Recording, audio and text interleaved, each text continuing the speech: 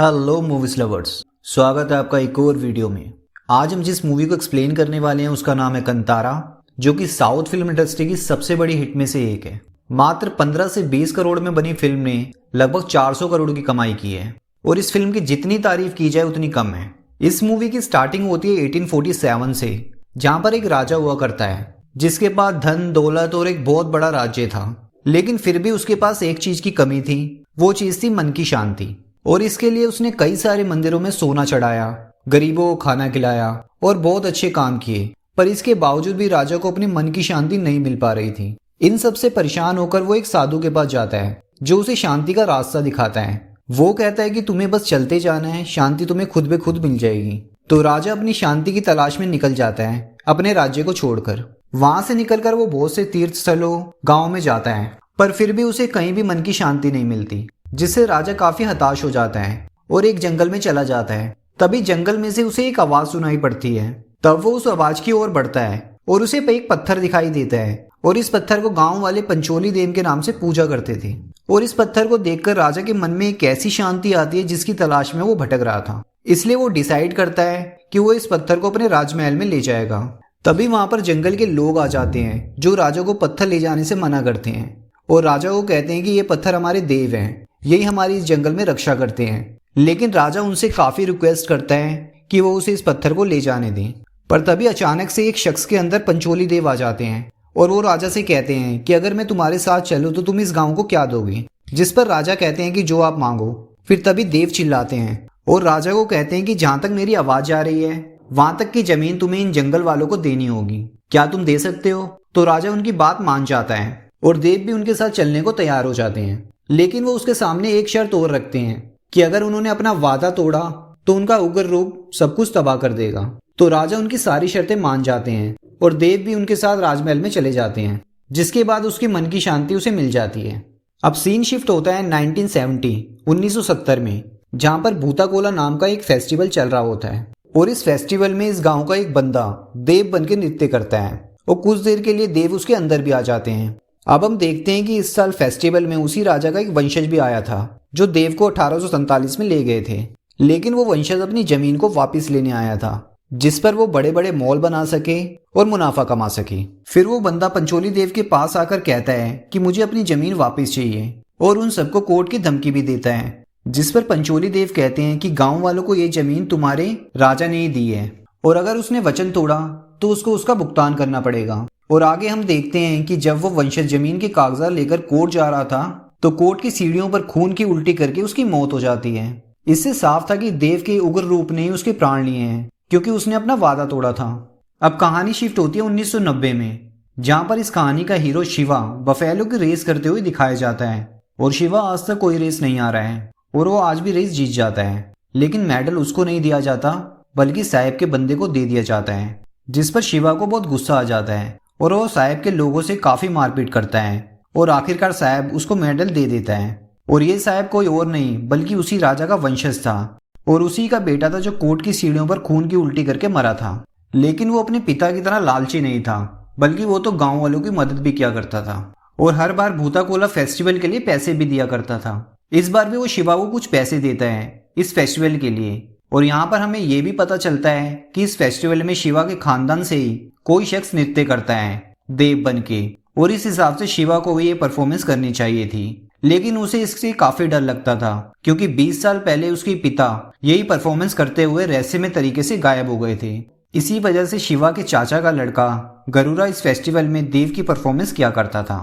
और अगर शिवा की बात करें तो उसे मस्ती करना, शिकार करना और अपने दोस्तों के साथ तफड़ी मारना बहुत पसंद था और उसकी ये सब हरकतें उसकी माँ को बिल्कुल भी पसंद नहीं थी और वो अपने जेब खर्चा पूरा करने के लिए वो साहब के कुछ काम भी किया करता था।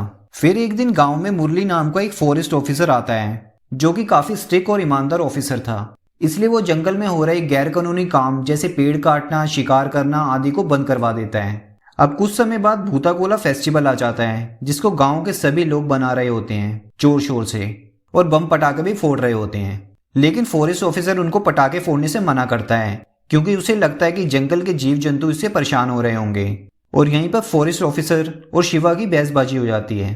पर मुरली के साथी, मुरली यानी कि फॉरेस्ट ऑफिसर, उसके साथी उसको वहां से ले जाते हैं और कहते हैं कि शिवा को हम बाद में देख लेंगे। और तभी हम इस कहानी की हीरोइन लीला को देखते हैं, जो कि शिवा का बचपन का प्यार था। और वो एक फॉरेस्ट ऑफिसर की ट्रेनिंग लेके गांव में वापस आती है।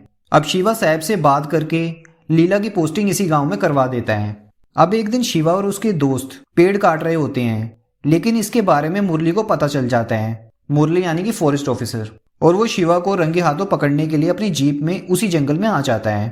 तभी एक पेड़ मुरली की जीप पर गिर जाता है, जिसकी वजह से वो घायल हो जाता है, जिसकी वजह से सभी पुलिस वाले शिवा और उसके दोस्तों के पीछे पड़ जाते हैं। और पुलिस वालों से बचने के लिए शिवा और उसके दोस्त उसी जंगल में छुप जाते हैं। अब सीन शिफ्ट होता है साहेब पर, जो गरुड़ा को अपनी गाड़ी से कहीं ले जा रहा होता है और उससे ये भी कहता है कि मैं तुम्हें 5000 एकड़ जमीन दे दूंगा, पर तुम्हें इसके लिए मेरा एक काम करना पड़ेगा।